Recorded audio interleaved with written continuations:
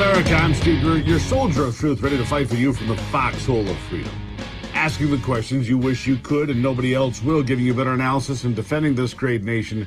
This is the Steve Gruber Show. Good to have you here. Here's three big things you need to know to start this hour. Number one, the war on your appliances, including most recently hot water heaters and portable generators, is simply an attempt to strip you of any decisions at home and put the government in charge. Must make you feel good.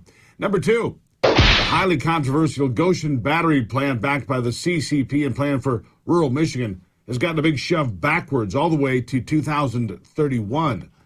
And the fight is far from over. And number three, the drums are beating louder today than at any time for Joe Biden to face impeachment from being the 46th president of the United States. Long overdue, some would say. You see, with each passing day, there's more evidence, more, of criminal activity that engulfs many members of the Biden family. And many of you are of the impression that Hunter Biden is the epicenter of the widening scandal. But, my friends, that is not the case. The focal point of the Biden corruption is Joe Biden himself. He's the one that's been running the scams and the extortion routines for years. And when he finally became vice president, his drug-addled son Hunter and his corrupt brother Jim were by then well-trained in the art of strong-arming foreign nationals and foreign governments out of millions of dollars. And it seems every day there's more to the story.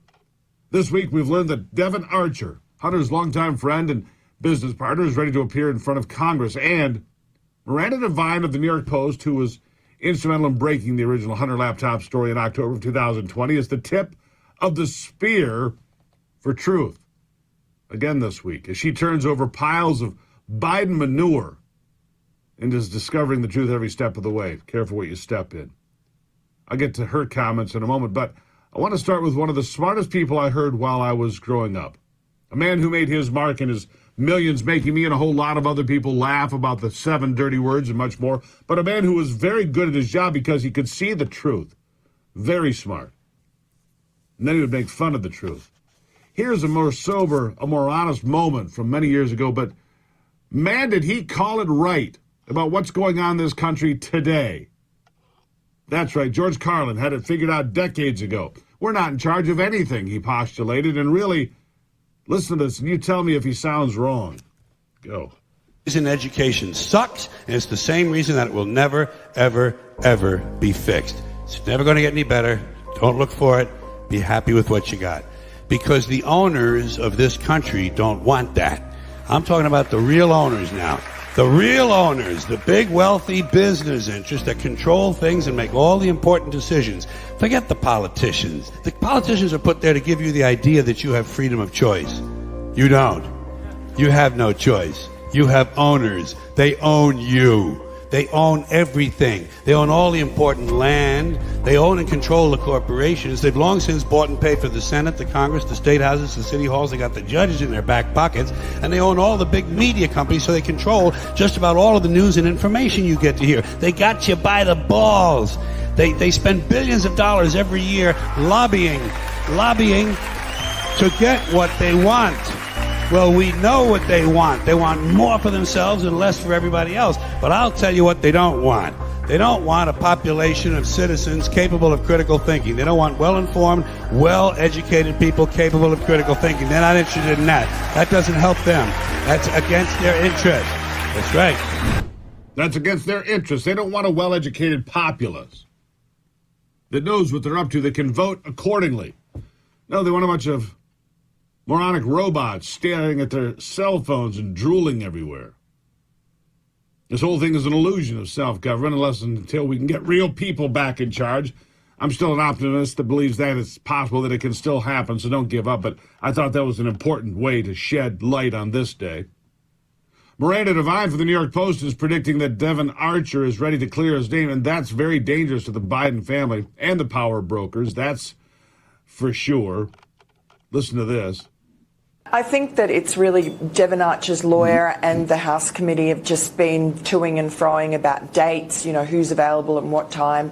I don't think there's anything nefarious about it. It's now scheduled. It was scheduled for this Monday, then Thursday, and now it's scheduled finally for this coming Monday, July 31st. I think it will happen, and Devin Archer is not volunteered to do this. I'm told that he's not doing this out of revenge or anything. He's just decided to comply with the request from the House committee. He's been at the centre of this story and been talked about non-stop for 2.5 years, and I think he just wants to clear his name and tell the truth.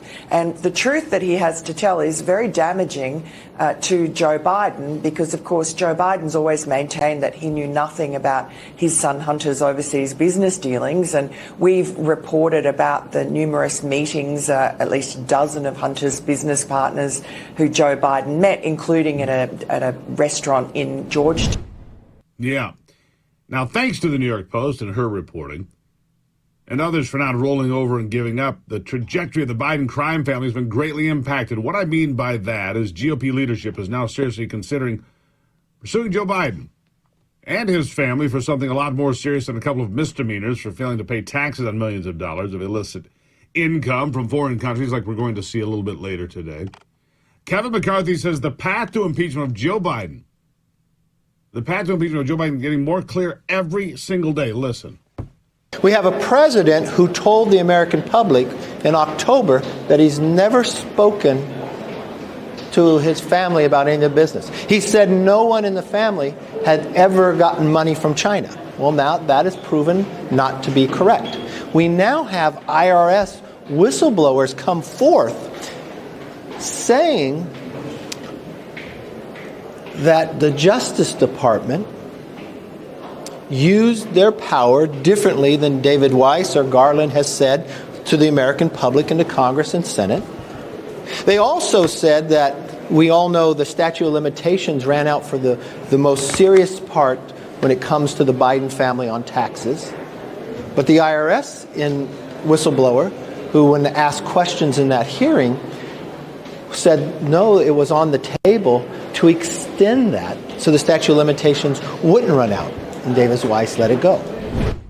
Yeah. But that's not the way it's working, is it? The web of lies, says McCarthy, is unraveling finally. One more. Here he is. So now you have the president saying one thing that we've proven is not true. You've got IRS whistleblowers saying something when it comes to government treating the Bidens different.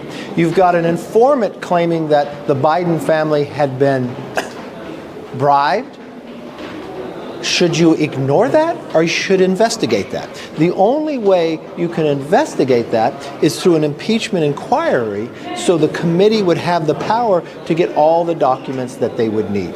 What I said last night, and I continue, I said it before, when more of this continues to unravel, it rises to the level of impeachment inquiry where you would have the Congress to have the power to get to all these answers. I would think the Biden family would want to answer these questions as well, provide the documents instead of holding them back. We're watching this administration use government much like Richard Nixon used by denying us to get the information that we need. Yeah, there it is, throwing it out, manipulating government. This is serious. Everybody knows it, finally. Everybody knows it. We'll continue this conversation after the break.